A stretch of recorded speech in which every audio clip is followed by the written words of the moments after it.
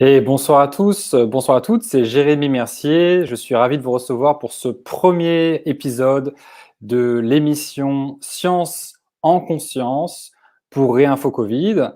Et j'ai le plaisir ce soir d'accueillir Vincent Reliquet. Bonjour à Bonjour tous. Vincent. Bonjour Réinfo Donc, Covid. donc Vincent Reliquet, c'est le cofondateur de l'AIMSIB, l'Association internationale pour une médecine scientifique indépendante et bienveillante. Il est également rédacteur en chef du site de l'AIMSIB.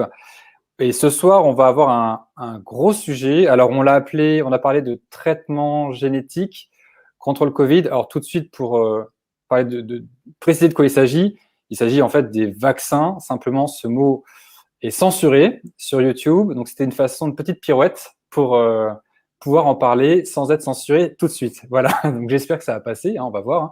Je crois que ça arrive rarement, mais ça doit arriver de temps en temps que les émissions sautent en direct. On espère que ça va pas être le cas. Donc, gros sujet, Vincent, n'est-ce pas? Bah oui, écoute, c'est d'abord je suis très honoré d'être invité par Réinfo Covid. Nous, on a publié Philippe Pognonnec la semaine dernière dans nos colonnes et on était très content d'avoir un excellent article sur les tests PCR. J'espère que je rends l'appareil aujourd'hui à Réinfo Covid et j'espère que je serai clair et surtout instructif. Voilà. Pas de souci. Ok. Donc, on va commencer tout de suite. Je vais juste vérifier que tout est bon au niveau du son. Alors, où est-ce qu'on est? Voilà, je vais voir les commentaires. Tout a l'air d'être bon. Ouais, c'est bon. Donc, bah, écoute, du coup, on peut démarrer. Ça marche Parfait. bien. Et on va commencer par voilà, une petite introduction. Tu peux partager ton écran et je vais mettre ça. Voilà, tout est bon. Ça y est. Voilà. Bon, écoutez, alors merci beaucoup, merci à tous d'être présents. Moi, ce que je veux vous montrer sur une cinquantaine de minutes, c'est à peu près l'état des lieux des traitements génétiques. Première partie, c'est-à-dire que on a choisi avec Jérémy de ne pas aborder certaines thématiques importantes qui vous seront qui seront abordées la semaine prochaine probablement Voilà. par Hélène Banoun, et c'est très important de l'écouter pendant une heure parler par exemple de la fécondité, des problèmes de fécondité liés au vaccin anti-Covid. Donc moi, je n'interviendrai pas là-dedans. Je vous présente très rapidement l'EMSIB. L'EMSIB, c'est une association à but non lucratif internationale, plutôt en langue française, qui tous les mois poste un article principal qui donne la parole à deux personnes importantes, à Emma Kahn, qui nous donne sa revue de presse, et Pierre Biron, qui est un ancien pharmacologue de la faculté de médecine de Montréal. Donc voilà, tous les mois on essaye de produire quelque chose, tous les ans on essaye de faire un congrès.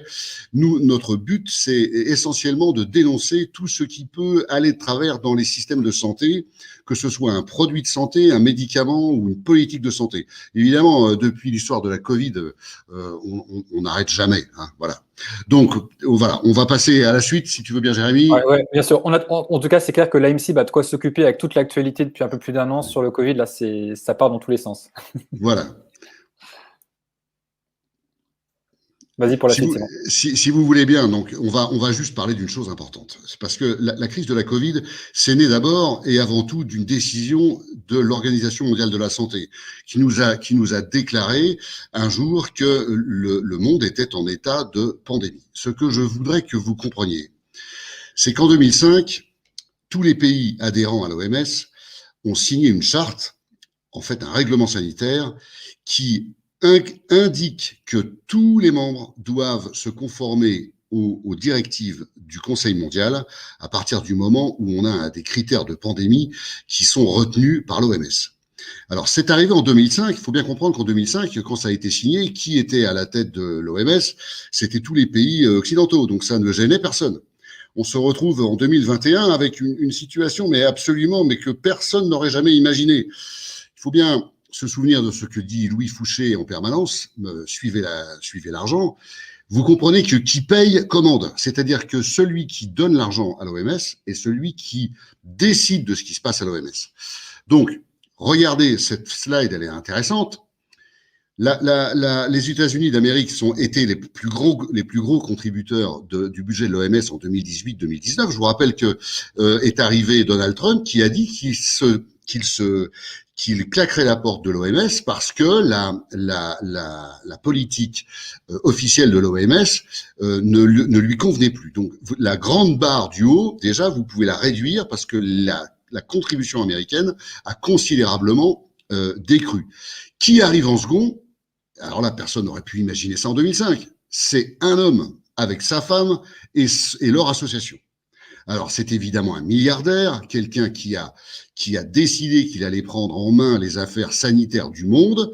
Il s'est installé en première place des contributeurs à l'heure actuelle. Et regardez qui arrive en 5e place ou 4e place, la Gavi, c'est encore Global Alliance for Vaccine and Immunization. Et ben, c'est encore lui.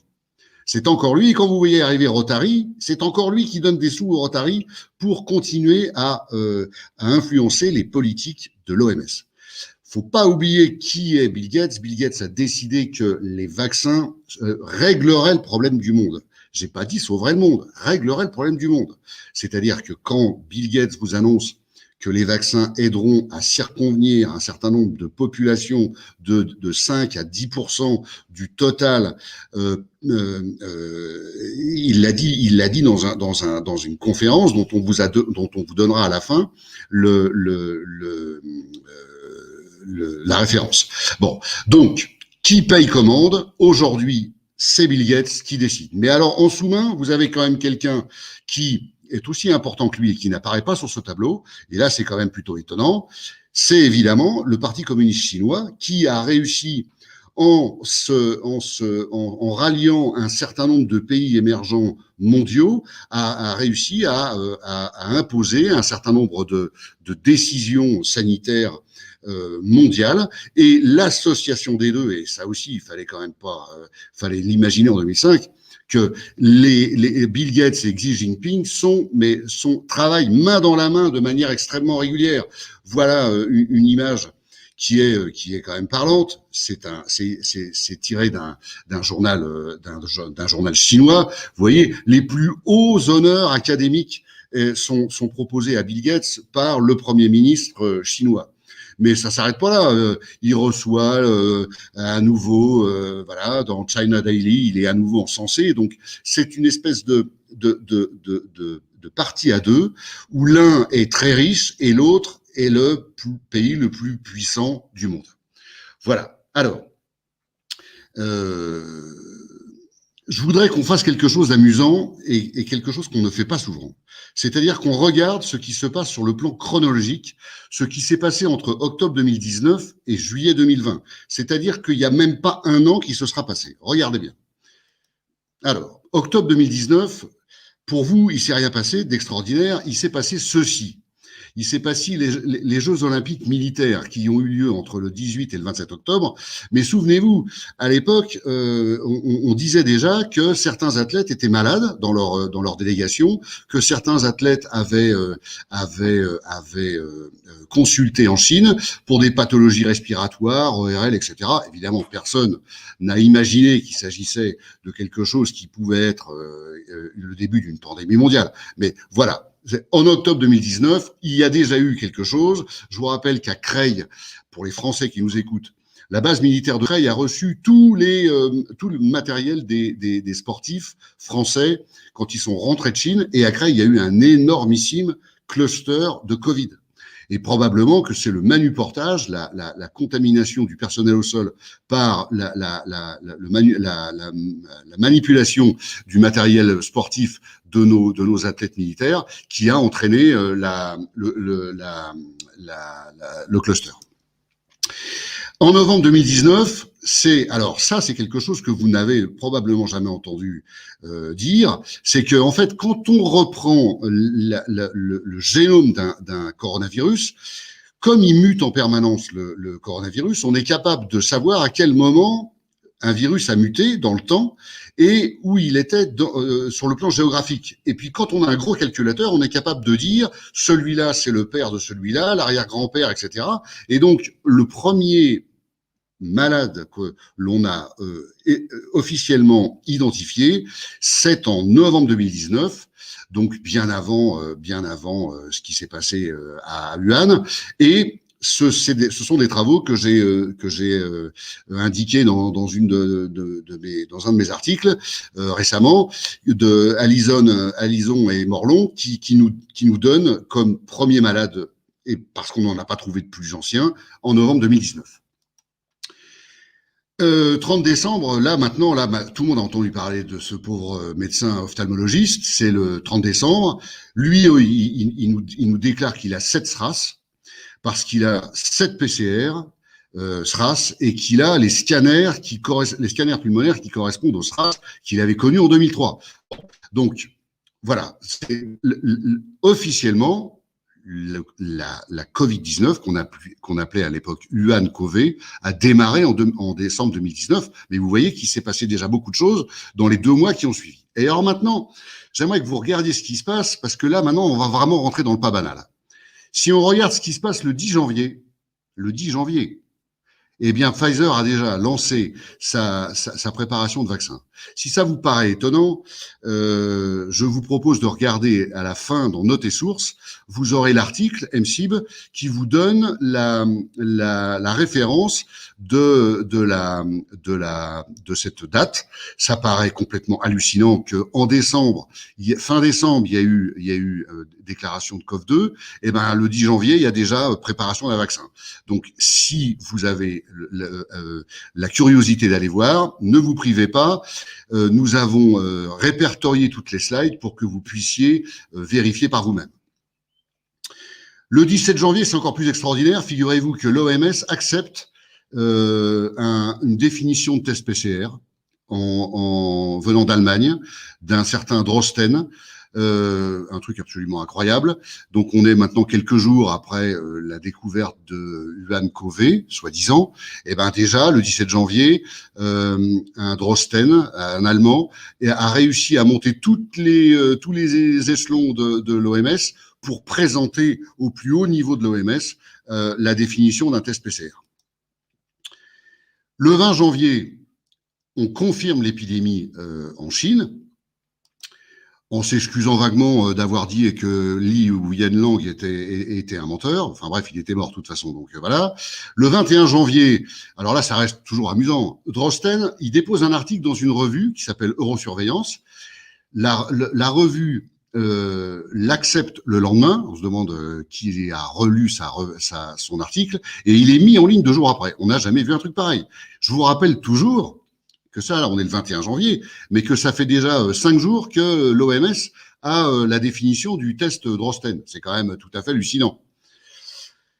Au mois de février, c'est Moderna qui décide, qui annonce au grand jour. Puis là, c'est pareil, on a les coordonnées qu'on vous a mis à la fin de l'article. Moderna annonce donc 2 mois après la pseudo-découverte pour les Occidentaux du virus, que Moderna se lance dans la bataille.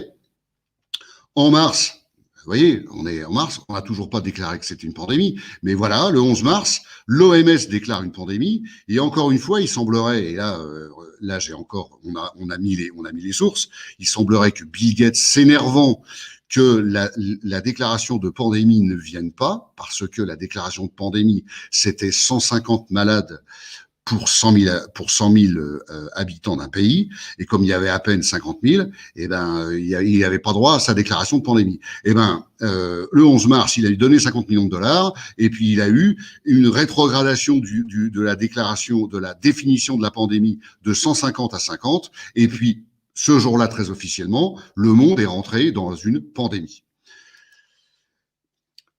En juillet 2020, enfin, une chose absolument fondamentale, à l'EMSIB, on a porté plainte contre la CE, mais néanmoins, la CE a aboli la réglementation communautaire qui protégeait les Européens de l'intrusion des OGM dans leur vie. C'est-à-dire que jusqu'ici, on n'avait pas le droit de les manger, et à partir du mois de juillet, on a eu le droit de se les injecter. Et on va voir que les OGM, ils sont partout dans ces vaccins. Ouais, c'est un vrai délire, effectivement, parce que beaucoup de gens ne savent pas ça. En Union européenne, donc les OGM sont interdits à la consommation humaine. Ils sont autorisés pour la consommation animale uniquement. Donc les gens qui en consomment, c'est à travers la consommation de produits animaux. Et là, tout d'un coup, on peut les injecter via les vaccins. Donc ça, c'est assez délirant. Alors, puisque tu en parles, il faut savoir que, un, il n'y a pas eu de concertation, deux, il n'y a pas eu d'étude de biosécurité préalable, et trois, il n'y a pas eu de réunion de l'Assemblée européenne. Ça s'est passé, voilà, entre gens bien élevés, voilà, en quelques jours. Hein. Alors, je voulais vous montrer ceci, ça c'est quand même important. Hein. On parle d'un coronavirus et on dit ça mute. Alors ça, si vous ça doit vous faire comprendre absolument tout ce qui va arriver par la suite. C'est-à-dire que, vous voyez, on a pris que les virus jusqu'au mois de janvier jusqu'en mars 2021. C'est-à-dire que depuis, il s'est passé encore 2 mois. Donc tous ces virus ont continué à muter et ont continué à fabriquer des clades et des nouveaux sous-classes, etc. Donc à chaque fois que vous voyez un point, c'est un nouveau coronavirus qu'on a détecté. Ça veut dire qu'il y en a probablement encore plein qu'on n'a pas détecté pendant cette période. Et depuis le mois de mars, il en reste encore énormément qui sont apparus. Alors, à droite, vous avez des camemberts qui sont absolument très clairs. Vous avez des clades qui apparaissent de manière variable en fonction des pays, mais chaque jour qui passe, le camembert se modifie parce qu'arrive un nouveau variant, etc. Alors, dans tous ces variants, vous avez évidemment beaucoup de variants qui n'ont absolument aucun intérêt et qui vont s'éteindre tout seuls. Et puis, ce qu'on craint tous, c'est qu'un jour, il y ait un variant qui soit le big one et qui transforme radicalement la gravité de la Covid-19 en quelque chose de super grave. Et c'est encore très possible. Mais encore, vous voyez bien, l'efflorescence de ces vaccins, c'est absolument abominable. Bien. Pardon. Alors, ça, c'est quelque chose qui, en science, n'a pas vraiment un grand intérêt, ça s'appelle le R0. C'est-à-dire que, grosso modo, si vous voulez, en abscisse, on vous met, sur la barre horizontale, on vous met le nombre de patients qui sont contaminés par maladie. Et en haut, on vous met le nombre de patients malades qui vont mourir de la maladie.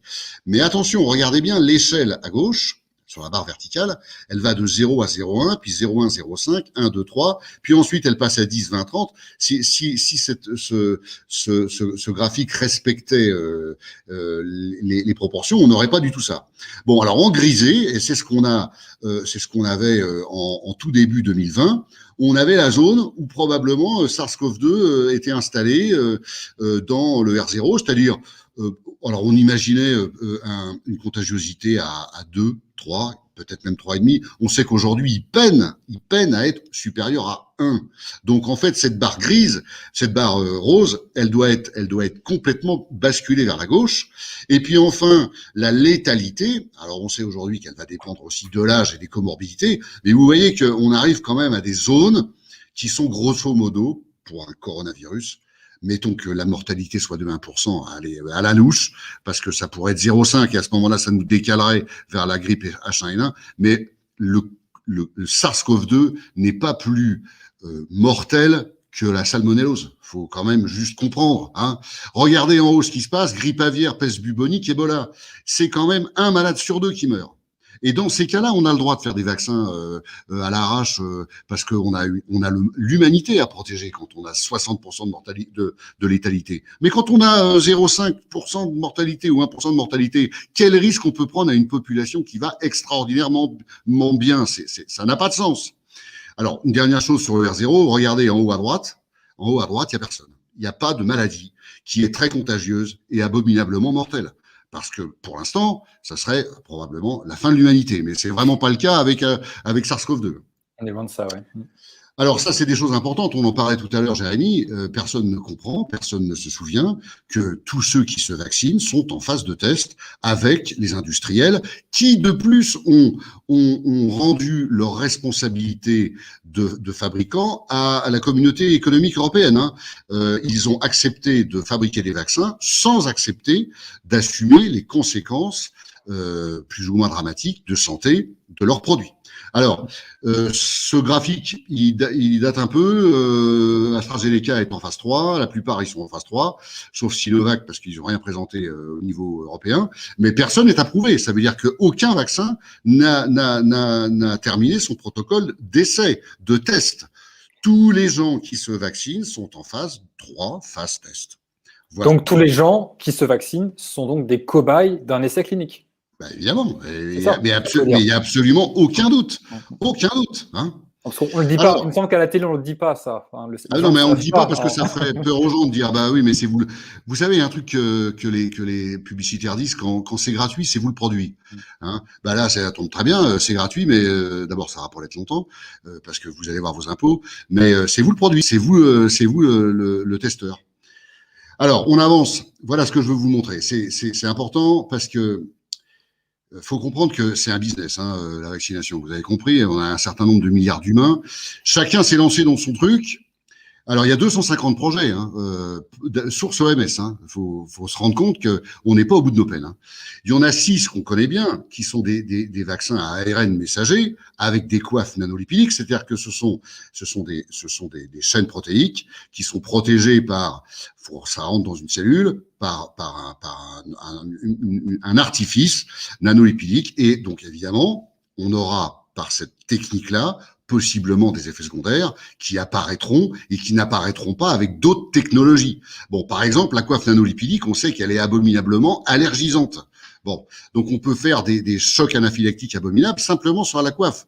Donc c'est un peu dommage, on se vaccine pour l'ARN et on meurt à cause de la coiffe. Enfin bref. Bon, alors la ligne 2, tout le monde la connaît aussi. C'est des marques que vous connaissez bien, Sputnik, Janssen et AstraZeneca. Donc ça c'est vraiment de la saloperie d'OGM abominable. Hein. C'est-à-dire qu'on a pris des virus, on les a bricolés, on a enlevé des morceaux, on en a remis un autre qui est un morceau qui n'existe pas, puisque c'est un morceau d'ADN. Ce sont des morceaux qu'on a branchés sur le génome d'adénovirus humains ou de chimpanzés. Bon, et résultat, on en reviendra tout à l'heure, mais bon, ces produits-là, on ne sait pas ce qu'on injecte. Faut être très clair. Hein. Alors, GSK, Sanofi et Novavax, les productions antigènes classiques, ça, c'était des vaccins qu'on faisait d'habitude.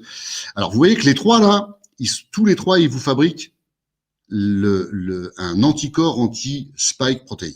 C'est-à-dire que la ligne 1, 2 et 3, donc 13 plus 8 plus 6, tous ces produits-là fabriquent uniquement un produit qui va inactiver une protéine du virus SARS-CoV-2. Bon. Les coronavirus entiers, Sinopharm, Valneva, bon, pour l'instant, ça n'avance pas beaucoup. Et ensuite, il y a le Medicago, les ADN insérés.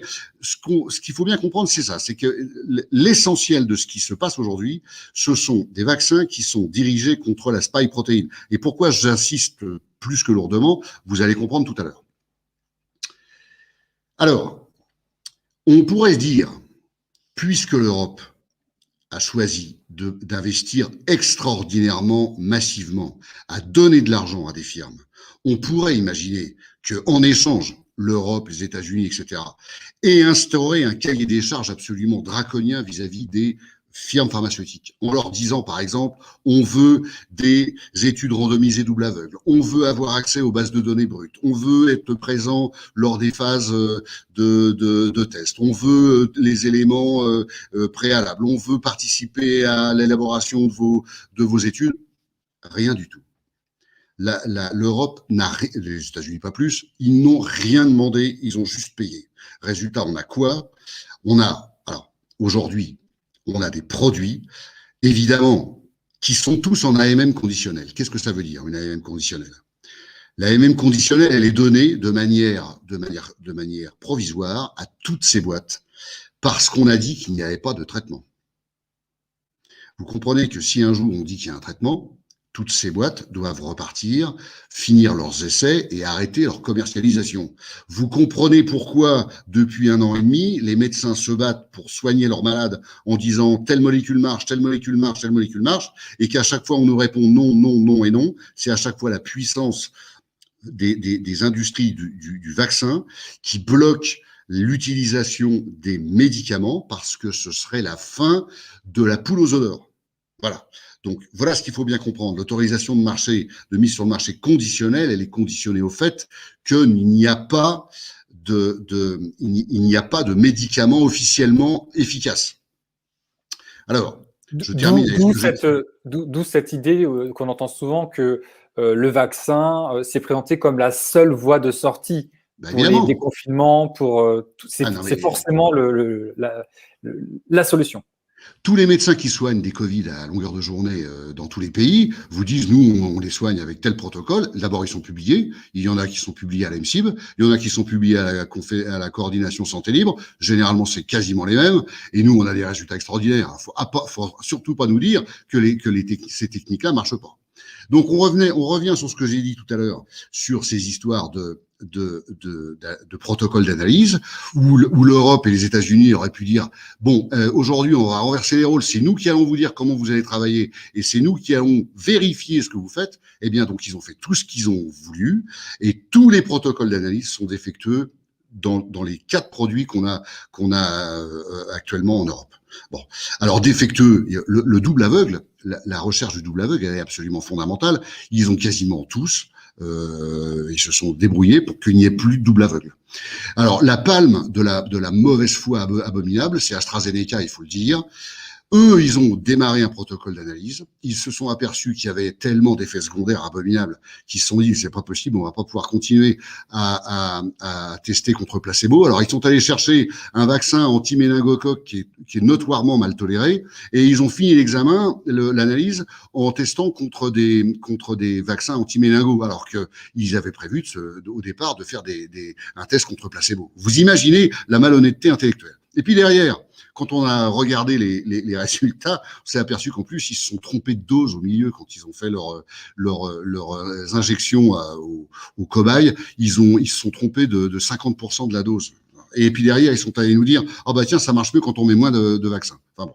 Bref, voilà. Donc tous ces protocoles sont défectueux, et évidemment, tous ces protocoles, toutes les données brutes ont été cachées à tous les investigateurs, à la communauté économique européenne, au CDC. Personne n'a eu les données brutes. Donc, est-ce qu'ils ont triché? Est-ce qu'ils n'ont pas triché quand ils donnent des résultats? On n'en sait strictement rien, car de toute façon, ils ne communiquent pas sur leurs données brutes.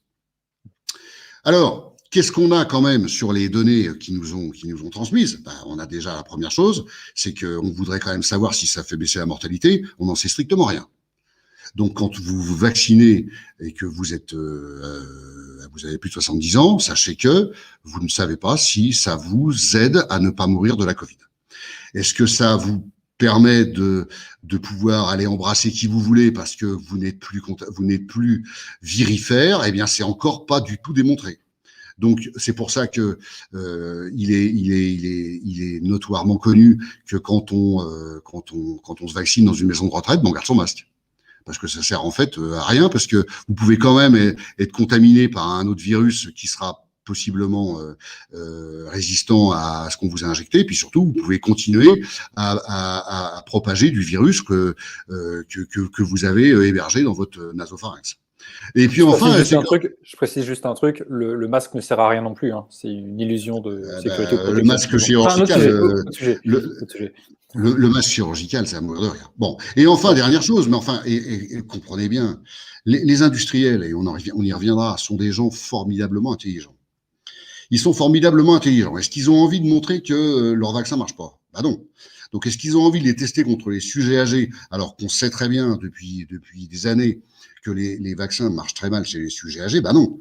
Donc, qu'ont fait les firmes, puisqu'on leur a rien imposé, bah ils n'ont pas testé sur les sujets âgés. Ils ont testé sur des jeunes. Ils ont fait des tirages au sort. On se demande un peu comment, mais en tout cas, ils n'ont pas du tout pris des sujets âgés. Donc, sur les 3 effets les plus importants, les Covid graves, l'interruption de circulation du virus et la protection des personnes âgées, ben on n'a rien. Voilà. Donc, maintenant, on va regarder un peu ce qui se passe en effet secondaire. Alors là, je vous ai mis un truc qui est amusant, ça s'appelle VigiAccess. Ça, c'est une base de données. Vous voyez là le petit logo en haut à gauche, c'est une base de données de l'OMS. C'est une base de données qui est remplie par uniquement les États. Ça veut dire que ce que vous avez là, ce sont les États qui ont déclaré les effets secondaires. Vous voyez qu'il y a 602 000 effets secondaires déclarés pour 602 000 malades qui ont déclaré des effets secondaires, et la totalité des effets secondaires, c'est 1 400 000 effets secondaires, parce que une personne peut avoir plusieurs effets secondaires. Bon. Et l'OMS, qui normalement récolte tous les morts du monde, vous déclare qu'il y a 4074 morts. C'est pour vous montrer un peu les données les plus abrutissantes qu'on vous présente tous les jours à la télé et partout. D'abord, à la télé, on vous présente pas les morts. Mais à l'OMS, on vous dit 4000 morts. Et puis regardez Eudra Vigilance. Là, c'est 6000. C'est juste sur l'Europe. Vous voyez comment on se fout du monde. Alors là, il y a 777 000 effets indésirables. Et puis en bas à droite, total général mortel, 5 966. 50% de morts en Europe par rapport à la déclaration mondiale. Vous voyez un peu le grand n'importe quoi des déclarations d'effets secondaires ou de décès. On vous raconte n'importe quoi quand on vous dit il y a eu 5 morts par trouble thrombopénique dans tel pays d'Europe. On vous raconte n'importe quoi. C'est faux. C'est faux. Je vous le prouve. Regardez par exemple ce truc. Pourquoi c'est faux? Parce que ce sont des déclarations passives. C'est-à-dire qu'on attend que les gens, bien gentiment, signalent l'effet secondaire. Déjà, le gars qui est mort, il va pas trop signaler. Et puis, le médecin qui a tué son patient, il va avoir un doute. Est-ce que je vais pas me faire un peu attaquer quand même? Donc, moi, je reporte rien. Mais regardez ce qui se passe quand on fait une surveillance active. Ça s'est passé dans les Pouilles pour une autre vaccination. Eh ben, la vaccination passive, vous étiez à 0,12. Et puis, la version active, vous étiez à 40. Ça fait qu'il y a une différence de 400. De 400 quand on cherche les effets secondaires et quand on attend simplement qu'ils remontent tout seuls. Bon. Donc ça doit vous faire comprendre que quand on vous parle d'effets secondaires post-vaccinaux, on vous raconte que des conneries. Voilà. Alors, on imaginait à un moment donné que les effets secondaires déclarés de manière passive étaient sous-déclarés d'un facteur 100. Mais regardez cette étude, eh ben, c'était un facteur 400. Et elle n'est pas vieille, hein, elle est d'il y a 5 ans. Ouais. Bon, alors maintenant, on va regarder un peu comment ça se passe quand on vaccine. Alors, je vais vous donner deux graphes, parce que le temps tourne. Il y a la Serbie en rouge, vous avez la Hongrie en bleu-vert, et vous avez le Chili en vert. Vous voyez, à chaque fois qu'on a déclenché une vaccination, on a mis une flèche. Vous voyez, alors ça, c'est un graphe que je pense qu'on a volé à la coordination Santé Libre et à mon ami Eric Mella. Donc, merci Eric. Vous voyez que en Hongrie, on vaccine sur une pente descendante, il se passe rien, voilà. En Serbie, pareil, pente descendante, il se passe rien. Au Chili, ça remonte un tout petit chouïa, il se passe rien. Puis alors, regardez en Hongrie, tout d'un coup, il y a des cas. Oui, on a vacciné, mais il y a quand même énormément de cas. Et puis tout d'un coup, au Chili, il y a des cas aussi. Voilà, on a vacciné. Alors, regardez ce qui se passe. Ça, c'est encore plus marrant. Enfin, non, excusez-moi pour les Israéliens, c'est pas drôle. Ils ont vacciné fin d'année 2020. Ils ont vacciné au plus haut, au plus fort de la crise. Ils ont eu un nombre de Covid absolument abominable pendant la vaccination Covid. Ils ont vacciné quasiment tous leurs patients fragiles et tous leurs vieux. Et regardez ce qui se passe à la fin, tout à droite, entre la Suède et l'Afrique du Sud. Israël a vacciné tout le monde. Ils sont au même niveau que la Suède qui a vacciné un peu, et ils sont au même niveau que l'Afrique du Sud. En mortalité, on parle. Hein. Ils sont au même niveau que l'Afrique du Sud qui n'a pas vacciné du tout. Donc ils ont vacciné, ça leur a coûté une fortune. Et vous allez voir les effets secondaires en Israël. A priori, ils sont quand même absolument très très importants. Et ben à la fin, au fin des fins, la mortalité israélienne, suédoise et sud-africaine, c'est la même. Donc expliquez-moi quel est l'intérêt de vacciner des gens en masse. Alors là, je suis navré, mais je vous montre ça. Je vous montre ça parce que Seligman, c'est un ancien médecin de l'IHU de Marseille qui est retourné vivre en Israël et qui s'est associé à un statisticien qui s'appelle Yativ. Et ils ont repris les statistiques israéliennes. Alors j'étais hier soir avec des médecins israéliens avec la coordination Santé Libre et ils me confirment qu'ils n'ont pas de pharmacovigilance. Donc, ils font confiance à Pfizer parce que de toute façon, ils ont personne.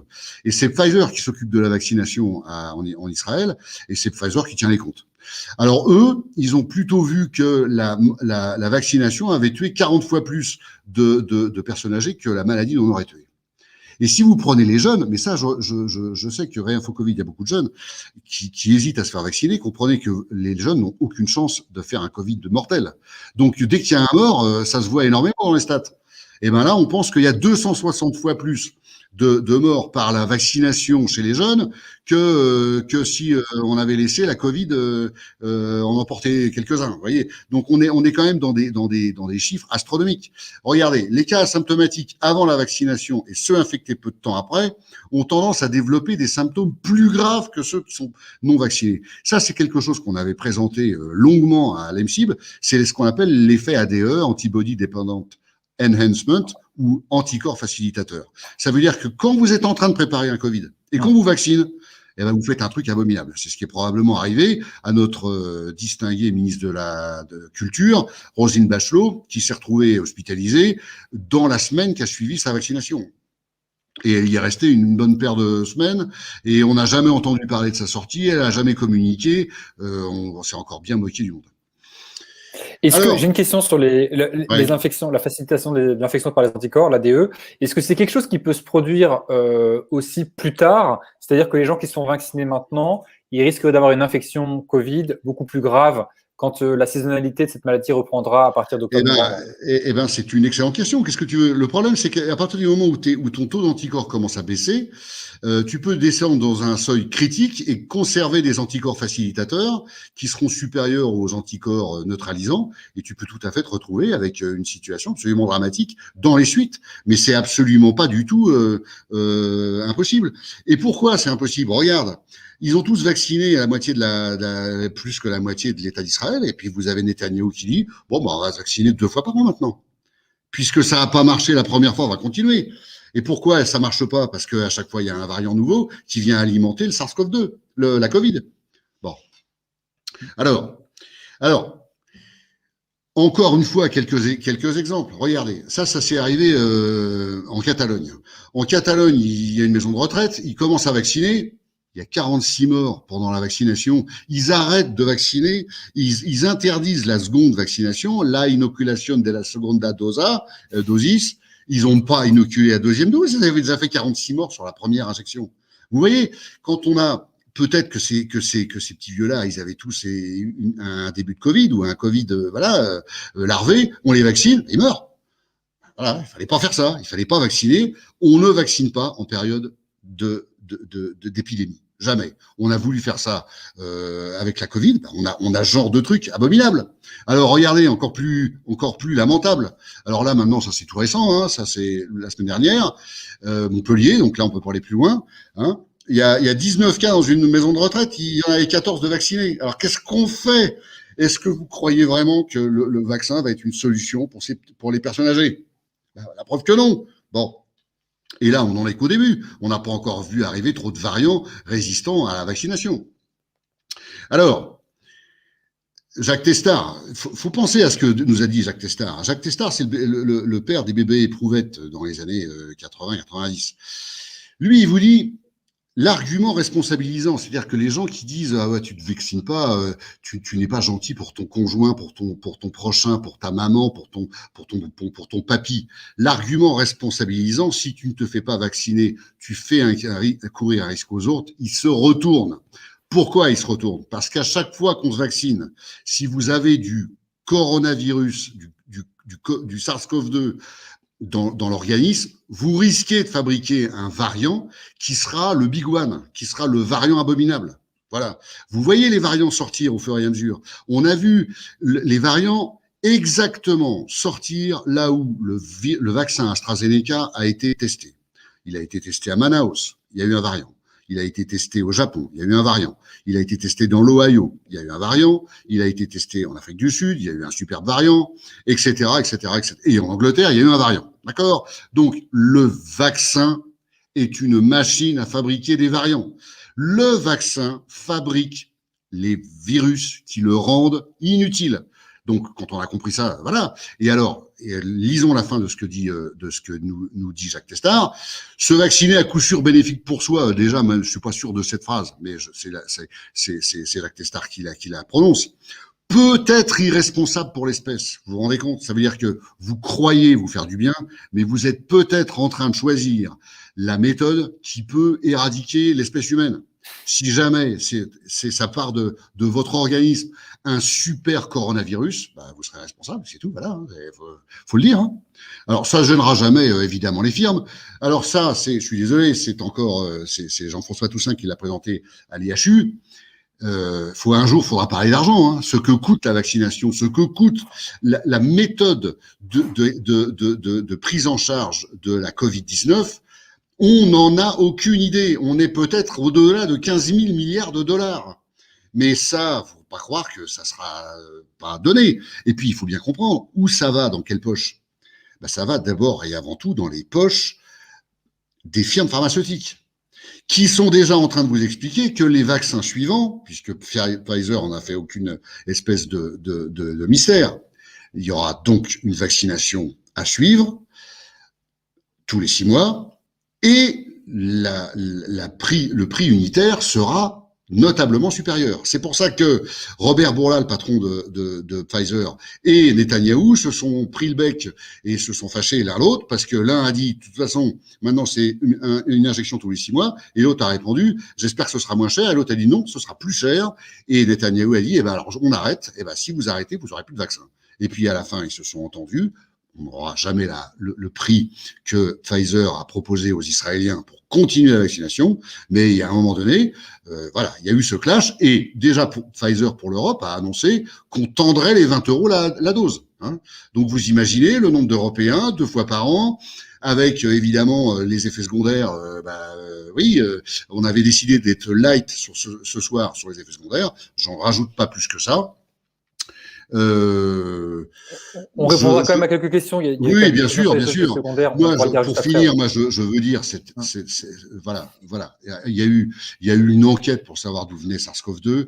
Les Chinois ont demandé à l'OMS d'aller enquêter à Wuhan. Non, mais vous vous rendez compte, on ne peut finir que sur une blague pareille, quoi. Hein. C'est intolérable qu'on nous prenne pour des cons à ce point-là. Hein. Tiens, on n'a rien trouvé. Sans blague, on n'a rien trouvé. Moi, ce que je voudrais dire avant les questions, je voudrais que vous ayez bien en tête une chose.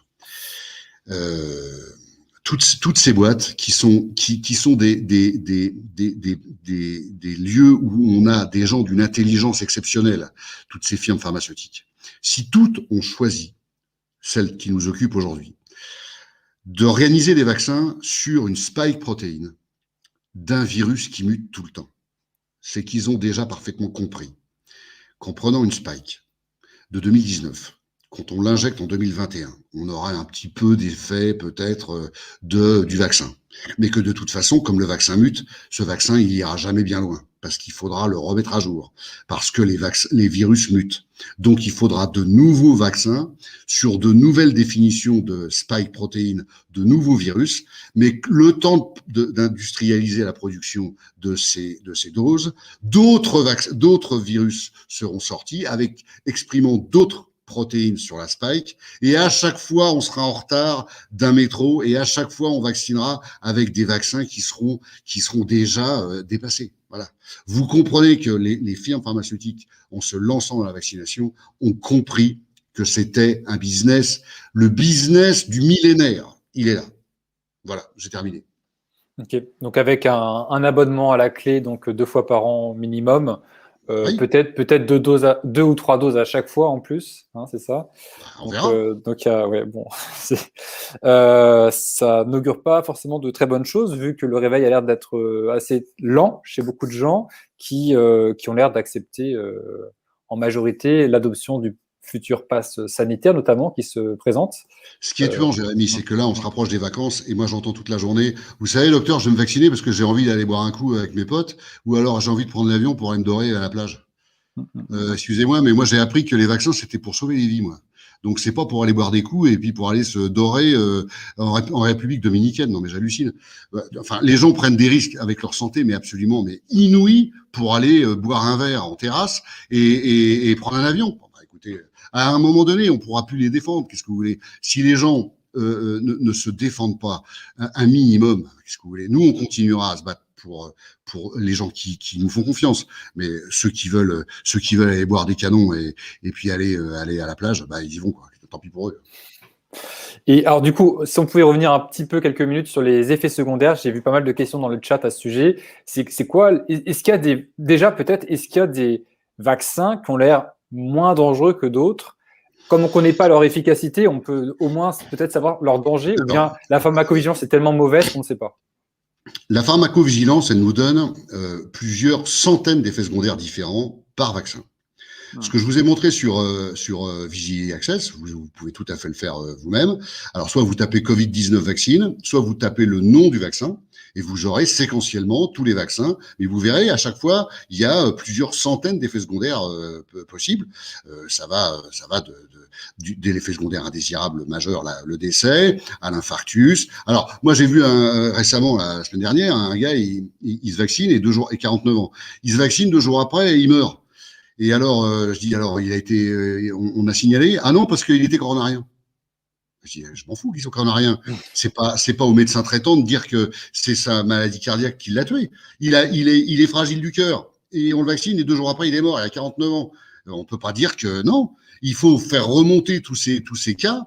Et à la fin, on pourra peut-être s'apercevoir que tous ceux qui sont fragiles du cœur, ils ont beaucoup plus de risques de mourir après un vaccin. Et il faut surtout pas dire, ah ben, il est fragile, donc il est mort, et c'est de sa faute, et tant pis pour lui.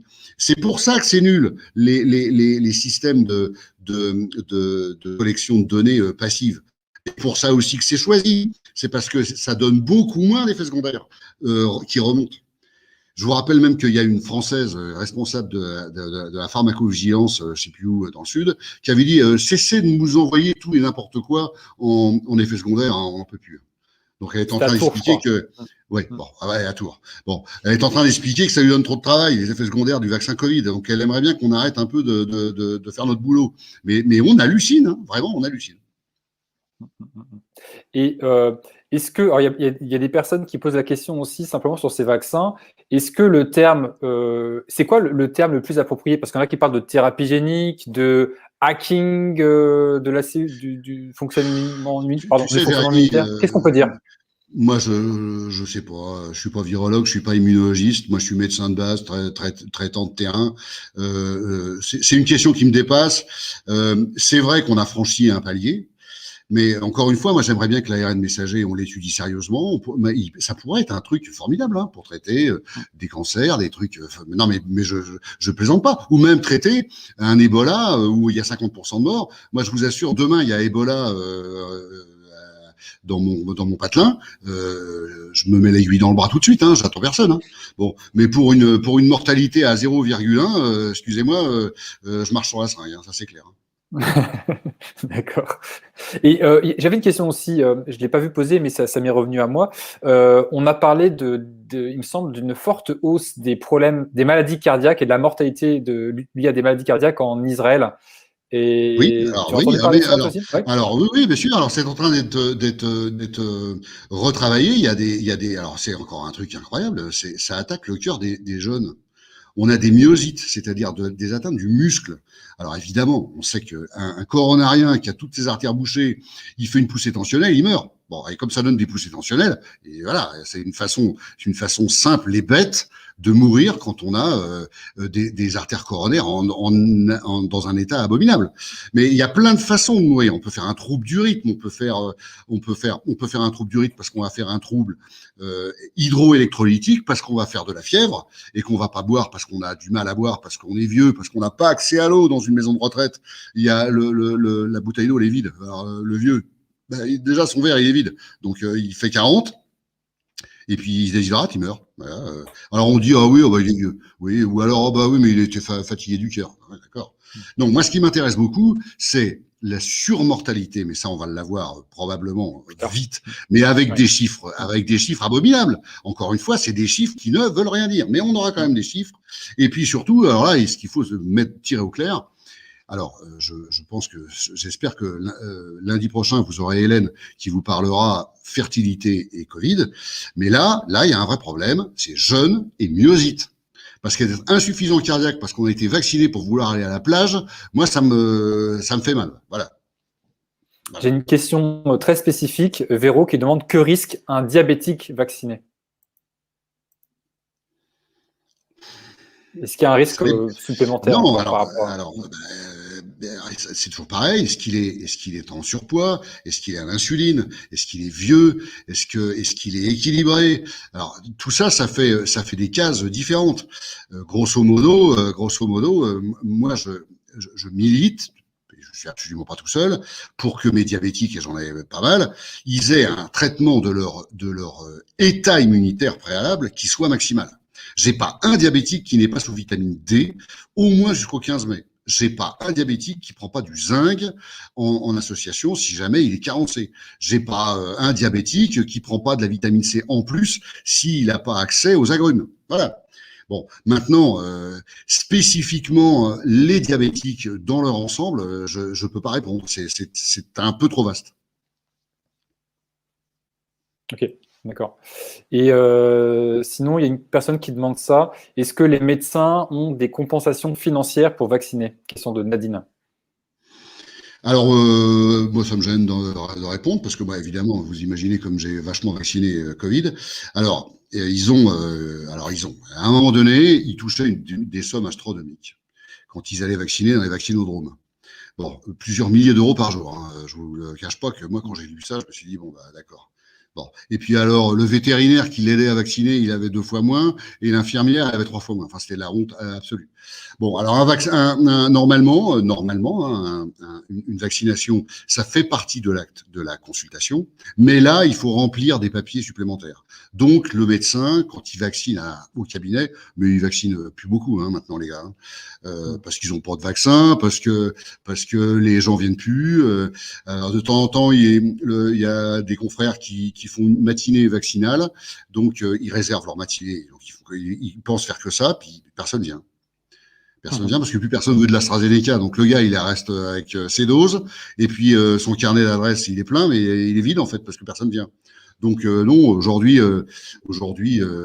oui, certainement que certains confrères doivent toucher un petit peu plus parce qu'ils remplissent ils font de la paperasse. Mais à une époque, c'était une vraie honte. Hein. C'était plusieurs milliers d'euros la journée. Hein. Donc là, non. Ok.